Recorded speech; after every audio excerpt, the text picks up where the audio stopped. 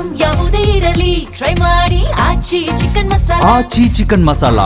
ಬಿಜೆಪಿಯವರ ಸದ್ಯದ ಮಟ್ಟಿಗೆ ಈ ಪರಿಸ್ಥಿತಿ ಎಲ್ಲ ಗೊಂದಲಗಳು ಮತ್ತು ಈ ತರ ಸನ್ನಿವೇಶ ಸೃಷ್ಟಿಯಾಗೋದಕ್ಕೆ ಶೋಭಾ ಕರಂದ್ಲಾಜೆ ಅವರ ಕಾರಣ ಅಂತ ಅವ್ರ ಮೇಲೆ ಹೇಳಿದರು. ಬಿಜೆಪಿ ಹಾಳಾಗಲಿಕ್ಕೆ ಶೋಭಾ ಕರಂದ್ಲಾಜೆ ಕಾರಣ. ಏನು ಅವ್ರ ವೈಯಕ್ತಿಕ ಅವ್ರದ್ದೇನೇ ಹೇಳಿಕೆ ಇರ್ಬೋದು. ಆದರೆ ಶೋಭಾ ಕರಂದ್ಲಾಜೆ ಅವರೂ ಸೀನಿಯರ್ ಲೀಡರ್ ಇದ್ದಾರೆ. ರಾಜ್ಯದಲ್ಲಿ MLA ಆಗಿ MLC ಆಗಿ ಮಂತ್ರಿಯಾಗಿ ಮತ್ತು ಪಕ್ಷದಲ್ಲಿನೂ ಸಹಿತ ಜನರಲ್ ಸೆಕ್ರೆಟರಿಯಾಗಿ ಕೆಲಸ ಮಾಡಿರುವಂಥದ್ದವ್ರು ಇದ್ದಾರೆ.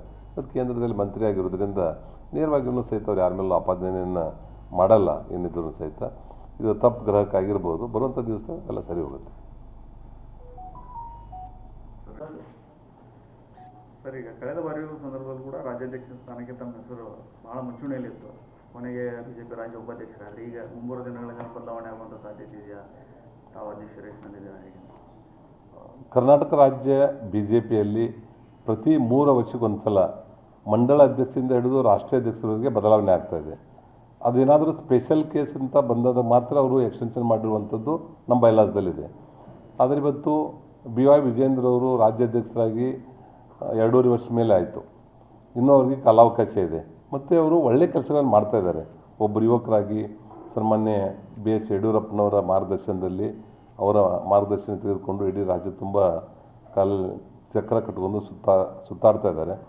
ಆದರೆ ಕೆಲವೊಂದಿಷ್ಟು ಅಸಮಾಧಾನವೂ ಇದೆ ಅವ್ರ ವಯಸ್ಸಿನ ಚಿಕ್ಕವರಾಗಿರೋದ್ರಿಂದ. ಇನ್ನು ಬರುವಂಥ ಉಳಿದಿರುವಂಥ ಸಮಯದಲ್ಲಿ ಅವರು ಹಿರಿಯರ ಮಾರ್ಗದರ್ಶನವನ್ನು ತಗೊಂಡು ಅವರು ಇನ್ನೂ ಪಕ್ಷ ಸಂಘಟನೆ ಕಡೆ ಹೆಚ್ಚಿನ ಗಮನ ಕೊಟ್ಟರೆ ಒಳ್ಳೆಯದಾಗ್ತದೆ ಅನ್ನೋಂಥದ್ದಿದೆ. ಒಂದು ವೇಳೆ ಈಗಾಗಲೇ ಅದನ್ನು ಬದಲಾವಣೆ ಆಗುವಂಥದ್ದು ಎಲ್ಲಿ ಚರ್ಚೆ ಆಗಿಲ್ಲ. ಯಾಕೆ ಇನ್ನೂ 2-3 ಮಂತ್ಸ್ ಇದೆ. ಅದು ಆ 2-3 ಮಂತ್ಸ್ ಆದಮೇಲೆ ಅವ್ರನ್ನೇನಾದರೂ ಬದಲಾವಣೆ ಮಾಡುವಂಥ ಸಂದರ್ಭ ರಾಷ್ಟ್ರೀಯ ನಾಯಕರು ಏನಾದರೂ ತೆಗೆದುಕೊಂಡ್ರೆ ಅವರಾಗಲೇ ನನಗೆ ಜವಾಬ್ದಾರಿಯನ್ನು ಕೊಟ್ಟು ಮಾಡಿದ್ರೆ ಅಂದರೆ ನಾನು ಹಗಲು ರಾತ್ರಿ ರಾಜ್ಯವನ್ನು ಸುತ್ತಾಡಿ ಕೆಲಸ ಮಾಡಲಿಕ್ಕೆ ಸಿದ್ಧನಿದ್ದೇನೆ. ಅವ್ರು ಈಗಾಗಲೇ ಇರೋದ್ರಿಂದ ನಾನೇನು ರಾಜ್ಯಾಧ್ಯಕ್ಷ ಸ್ಥಾನಕ್ಕೆ ಆಕಾಂಕ್ಷಿ ಅಲ್ಲ. 100%. ಯಾಕಂದರೆ ಈಗಾಗಲೇ ನಾನು ಜಿಲ್ಲಾಧ್ಯಕ್ಷ ಕೆಲಸ ಮಾಡಿದ್ದೀನಿ, ರಾಜ್ಯ ಉಪಾಧ್ಯಕ್ಷರಾಗಿ ಮತ್ತು Sardar Vallabhbhai Patel iron collection committee ಸಂಚಾಲಕನಾಗಿ ವಿವಿಧ ಜವಾಬ್ದಾರಿಯನ್ನು ಕೊಟ್ಟಾಗ ನಾನು ಯಶಸ್ವಿಯಾಗಿ ನಿಭಾಯಿಸಿದ್ದೇನೆ.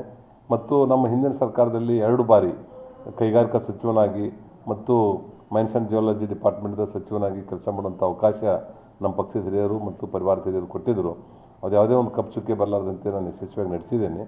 ಅದು ಮುಂಬರುವಂಥ ದಿವಸದಲ್ಲಿ ಪಕ್ಷದ ಹಿರಿಯರು, ಪರಿವಾರದ ಹಿರಿಯರು, ರಾಷ್ಟ್ರೀಯ ನಾಯಕರು ಏನು ಜವಾಬ್ದಾರಿಯನ್ನು ಕೊಡ್ತಾರೆ ಆ ಜವಾಬ್ದಾರಿ ನಿಶ್ಚಿತವಾಗಿ ನಾನು ಸರಿಯಾಗಿ ಮಾಡ್ತಾಯಿದ್ದೇನೆ. ಈಗ ಆ ಪೋಸ್ಟ್ ಖಾಲಿ ಇರದೇ ಇರೋದ್ರಿಂದ ಅದಕ್ಕೆ ನಾನು ಯಾವುದೇ ರೀತಿಯಿಂದ ಆಕಾಂಕ್ಷಿ ಅಲ್ಲ. ಸರಿ, ನಿನ್ನೆ ಇಡೀ ರಾಜ್ಯಾದ್ಯಂತ